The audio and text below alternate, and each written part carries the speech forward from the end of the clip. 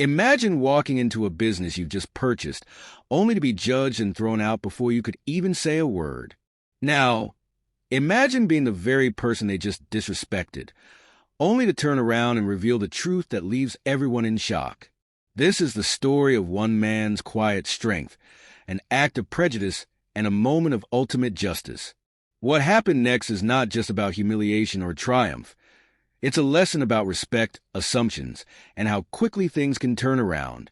Before we start, don't forget to like this video, subscribe to our channel, and leave a comment below.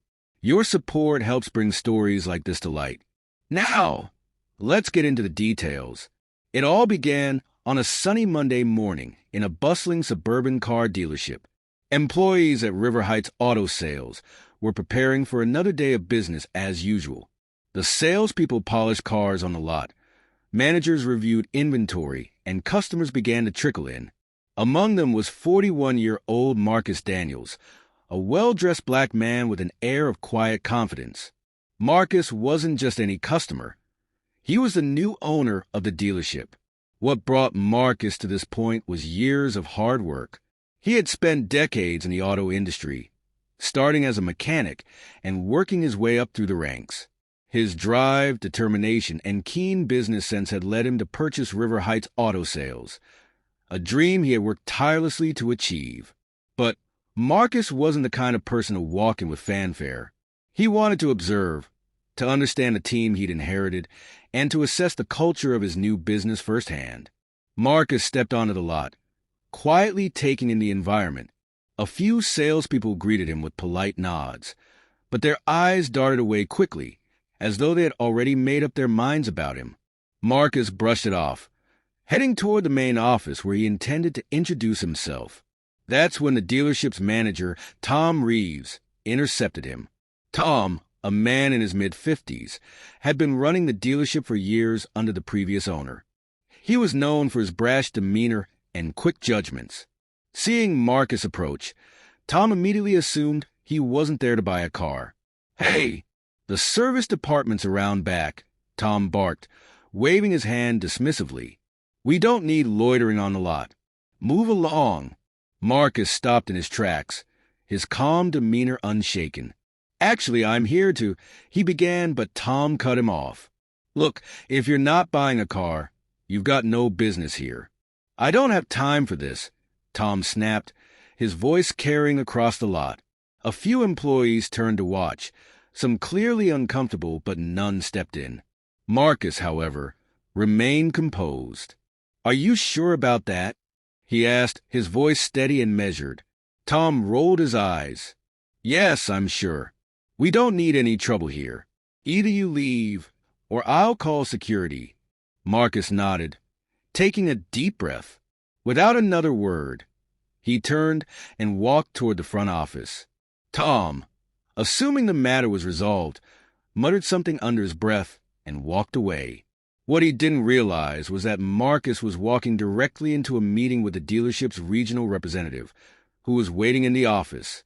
When Marcus entered, the representative, a sharp-dressed woman named Sarah, greeted him warmly. "Mr. Daniels, it's a pleasure to finally meet you," she said, shaking his hand. Tom, who had followed Marcus into the office out of curiosity, froze. His face turned pale as the realization hit him. "Wait, he stammered. Marcus turned to Tom with a calm smile. "Yes, I'm Marcus Daniels, the new owner of this dealership. And you are—" Tom struggled to find his words, his earlier arrogance replaced with visible panic. The employees who had overheard the exchange outside began to filter into the office, their faces a mix of shock and awkward amusement. Marcus didn't raise his voice or retaliate with insults. Instead, he addressed the entire room. "I came here today to see how things operate, to understand the culture, and to meet the team. What I experienced was eye-opening. What followed was a conversation that none of the employees would forget." Marcus calmly but firmly explained the importance of respect, professionalism, and the value of treating every customer with dignity, regardless of their appearance. He didn't fire Tom on the spot, but he made it clear that changes were coming. Over the next few months, Marcus transformed the dealership. He implemented new training programs, fostered a culture of inclusion and respect, and turned River Heights Auto Sales into one of the most successful dealerships in the region. Employees who had once felt silenced by Tom's leadership found a renewed sense of purpose under Marcus's guidance. As for Tom, he was eventually let go, not out of spite, but because he refused to adapt to the new standards of the dealership. This story isn't just about a mistaken identity or a moment of humiliation. It's a reminder that leadership isn't about appearances. It's about actions, values, and the way we treat others. Marcus Daniels showed us that strength lies in composure, and respect is a two-way street. What would you have done in Marcus's shoes? Let us know in the comments below. And don't forget to like this video, subscribe to our channel, and hit the notification bell so you never miss powerful stories like this.